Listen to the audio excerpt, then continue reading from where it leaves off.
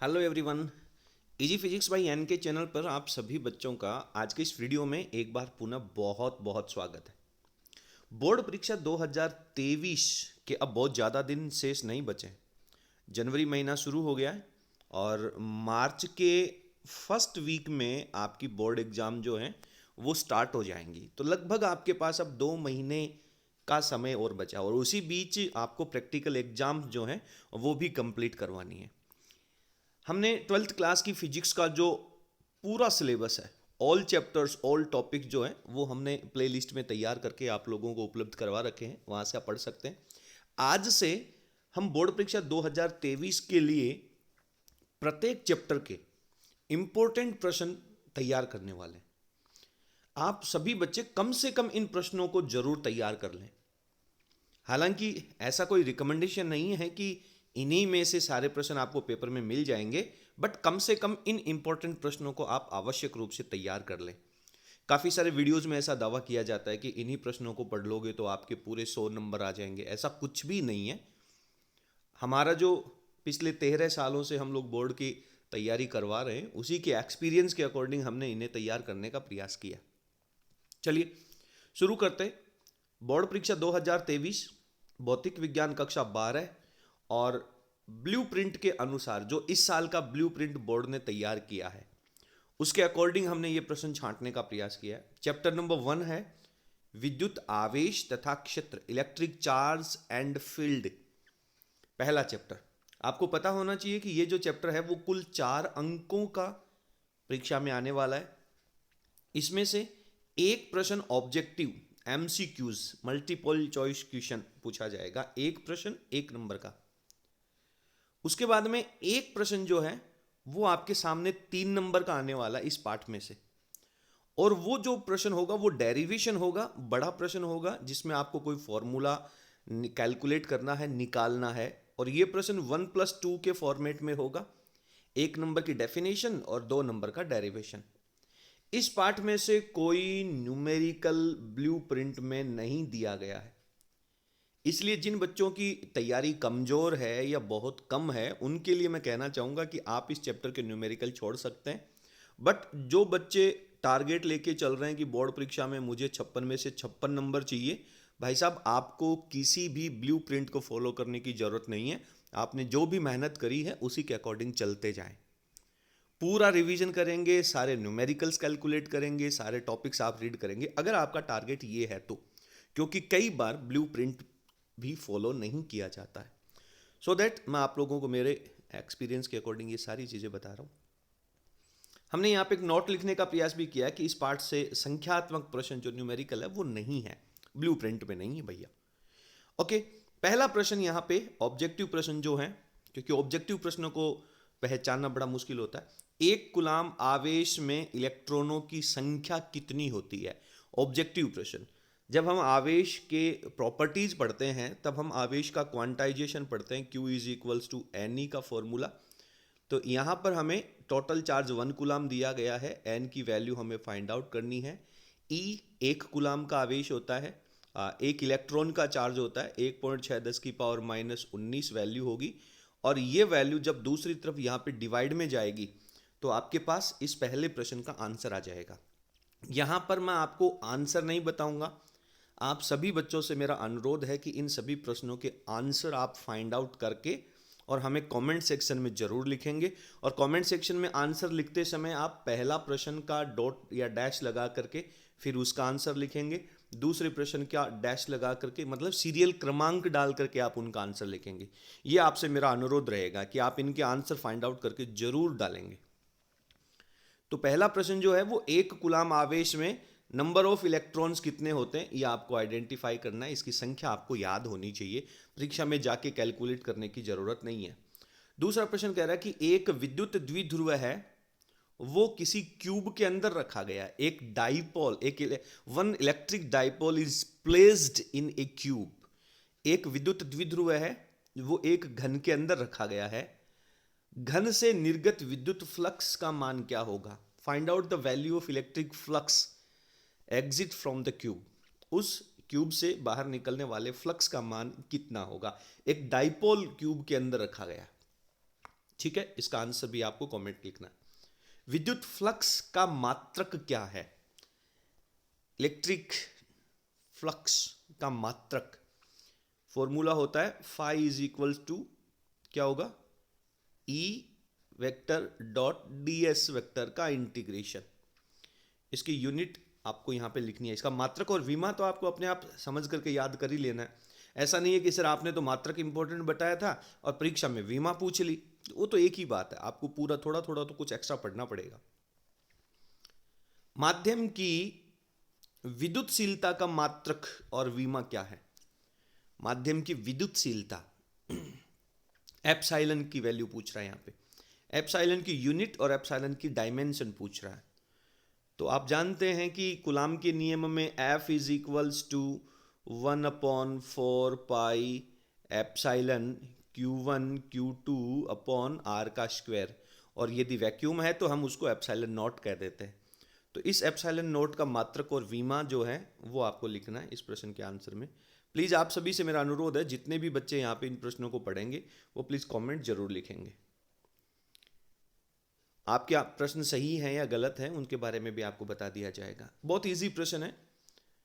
अगला प्रश्न है कि विद्युत द्विध्रुव आघूर्ण का मात्रक क्या होगा? इलेक्ट्रिक डाइपोल मोमेंट P से हम डिनोट करते हैं किसी विद्युत द्विध्रुव के एक आवेश और दोनों आवेशों के बीच की दूरी का गुणनफल द्विध्रुव आघूर्ण कहलाता है। वह कौन सी राशि है जिसका मात्रक वोल्ट इंटू मीटर होता है? ये वोल्ट इंटू मीटर है। वह कौन सी राशि है जिसका मात्रक वोल्ट इंटू मीटर है? उस भौतिक राशि का नाम आपको यहां पे लिखना है। 8वां प्रश्न है विद्युत क्षेत्र की तीव्रता का मात्रक क्या है? विद्युत क्षेत्र की तीव्रता का मात्रक आपको लिखना है। ये सारे ऑब्जेक्टिव प्रश्न हैं जिसमें 4-4 ऑप्शन आपको दिए जाएंगे परीक्षा में, उनमें से आपको एक आंसर फाइंड आउट करना है। समरूप विद्युत क्षेत्र में रखे किसी डाइपोल पर केवल लगता है, समान विद्युत क्षेत्र है उसमें कोई एक विद्युत द्विध्रुव रखा गया है, उसके ऊपर क्या लगेगा?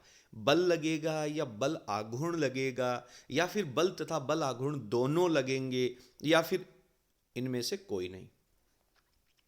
ठीक है, समझ रहे मेरी बात को? 10वां प्रश्न कह रहा है कि r दूरी पर रखे दो इलेक्ट्रॉनों के बीच, r डिस्टेंस के ऊपर दो इलेक्ट्रॉन रखे गए हैं, इनके बीच लगने वाला बल दूरी के किस घात के समानुपाती होता है? ध्यान दें यहां पे समानुपाती शब्द लिखा है। आप जानते हैं कि सर कूलाम का नियम कहता है दूरी के वर्ग के व्युत्क्रमानुपाती 1/r का स्क्वायर, फिर अपने यहाँ पे समानुपाती कहते हैं। तो अगर आप इसको समानुपाती बनाना चाहते हैं तो r स्क्वायर को आप ऊपर लिखें बेटा, और ऊपर लिखेंगे तो आपको -2 लिखना पड़ेगा। अब ये समानुपाती का कॉन्सेप्ट हो जाएगा। तो कौन सी घात के समानुपाती है? बड़ा महत्वपूर्ण प्रश्न है, इसलिए मैंने आपको थोड़ा सा एक्सप्लेन करने का प्रयास किया है। इसके जो ऑप्शंस हैं वो आपको ऐसे मिल सकते हैं। ए ऑप्शन में आर की किस घात के, तो केवल घात की संख्या लिखी जाएगी 2, बी में 1, सी में -2 और डी में -1। इस तरह की वैल्यूज आपको लिखी जा सकती है। ठीक है, तो ये बात आपको विशेष ध्यान देना। अच्छा प्रश्न है। आगे कह रहा है किसी पिंड को ऋणावेशित किया जा सकता है। कोई भी एक पार्टिकल या ऑब्जेक्ट है उसको नेगेटिव चार्ज से आवेशित करना है, कैसे कर सकते हैं? तो ऑप्शन है हमारे पास इलेक्ट्रॉन ला करके, इलेक्ट्रॉन त्याग करके, या प्रोटॉन ग्रहण करके, या प्रोटॉन त्याग करके। तो ये ऑप्शन आपको अच्छी तरीके से इसका लिखना है। समरूप आवेशित ठोस अचालक गोले के लिए विद्युत क्षेत्र की तीव्रता सर्वाधिक कहां होती है? समरूप आवेशित ठोस अचालक गोले के लिए इलेक्ट्रिक फील्ड इंटेंसिटी, एक कोई स्पेयर है, सॉलिड स्पेयर, और वो इंसुलेटर है, अचालक है, उसके लिए इलेक्ट्रिक फील्ड इंटेंसिटी की वैल्यू मैक्सिमम कहां होगी वो हमें प्लेस लिखना है। इसमें ऑप्शन आपको मिल सकते हैं सतह पर, सतह के बाहर, सतह के अंदर, और फोर्थ ऑप्शन हो सकता है केंद्र पर। समझ रहे मेरी बात? साबुन के बुलबुले को ऋणावेशित करने पर उसकी त्रिज्या खालिस्तान बढ़ जाती है, घट जाती है, अपरिवर्तित रहती है। समझ रहे मेरी बात? तो इस तरह का ऑप्शन होगा, या रिक्त स्थान का प्रश्न भी ये यहां से बना जा सकता है। तो इस तरह से इन प्रश्नों को पढ़ करके आपको आइडिया लग गया होगा कि सर किस तरह के ऑब्जेक्टिव प्रश्न इस चैप्टर्स में से तैयार किए जाएंगे। तो पहले चैप्टर में से एक ऑब्जेक्टिव प्रश्न है, ये तो हमने विशेष छांटने का प्रयास किया है, लेकिन फिर भी आपके पास कोई भी रेफरेंस गाइड हो, पासबुक हो, उसमें जितने भी ऑब्जेक्टिव प्रश्न दे रखे हैं उनको आप प्लीज अच्छी तरह से पढ़ लें। इसके बाद में अपन चलते हैं 3 नंबर वाले बड़े प्रश्नों के ऊपर। तो इस पार्ट में से अथवा का कोई ऑप्शन नहीं है, और का कोई ऑप्शन नहीं है, एक सिंगल क्वेश्चन ही आने वाला है। और वो जो क्वेश्चन है वो कई जगह से आ सकता है। कौन कौन सी जगह से, आप ध्यान दें, इसमें गाउस के जो अनुप्रयोग हैं वहां से वो प्रश्न आ सकता है। बहुत महत्वपूर्ण, गाउस के अनुप्रयोगों में से वो प्रश्न आने की पूरी पूरी संभावना अनुप्रयोगों से है। ठीक है। इसके बाद में पहला प्रश्न आपका जो यहां पे हमने छांटा है कि विद्युत द्विध्रुव आघूर्ण की परिभाषा लिखो। इलेक्ट्रिक डाइपोल मोमेंट की डेफिनेशन लिखनी है और उसके निरक्ष के ऊपर किसी बिंदु पर विद्युत क्षेत्र की तीव्रता का व्यंजक व्युत्पन्न करो।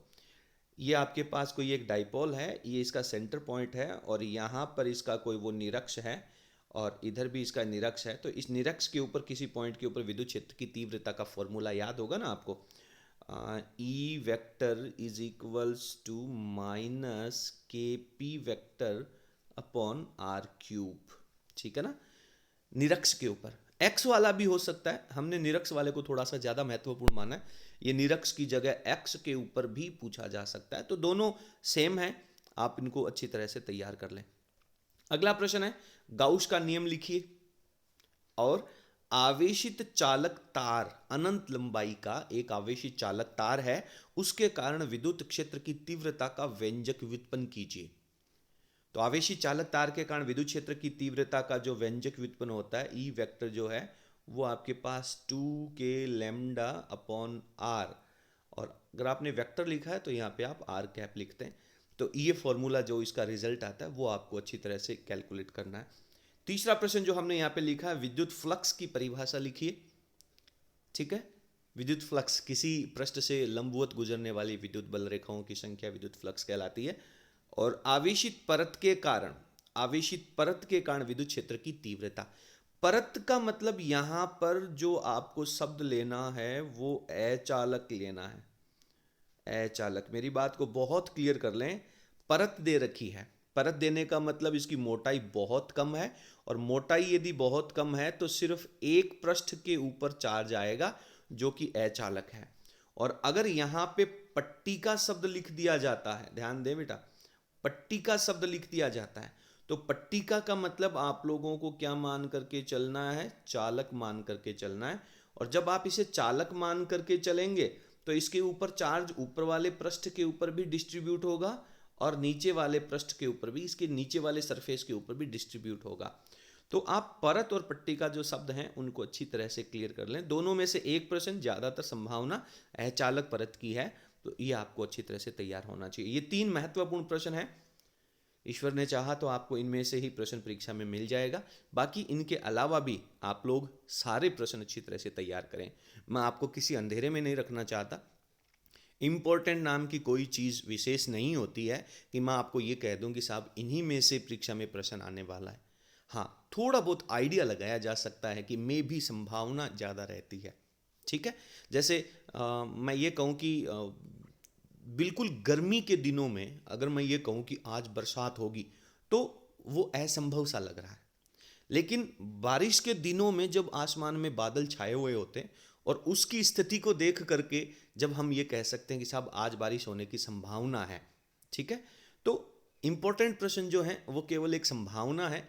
जो अच्छे बच्चे हैं उनके लिए मेरा विशेष रिकमेंडेशन ये रहेगा कि प्लीज़ आप पूरी बुक्स के जो प्रश्न हैं वही तैयार करें। फिजिक्स के किसी भी टॉपिक के प्रश्न, अगर आपको कोई टॉपिक तैयार नहीं है तो वो आप प्ले लिस्ट में जा कर के, और हमारे चैनल के ऊपर हर एक टॉपिक को हमने बहुत अच्छी तरह से एक्सप्लेन करने का प्रयास किया है, तो वो आपको वहाँ पे मिल जाएंगे। आप सभी से मेरा अनुरोध रहेगा कि आपको हमारा ये वीडियो कैसा लगा, प्लीज़ आप हमें कमेंट सेक्शन में ज़रूर लिखिएगा। और आगे के जो बाकी चैप्टर्स हैं उनके जो इंपॉर्टेंट प्रश्न हैं वो भी बहुत जल्द आपको उपलब्ध करवाने का प्रयास किया जाएगा। आज की इस वीडियो में इतना ही, मिलते हैं अगले वीडियो में। तब तक अपनी पढ़ाई का विशेष ख्याल रखें। बहुत बहुत धन्यवाद। Thank you.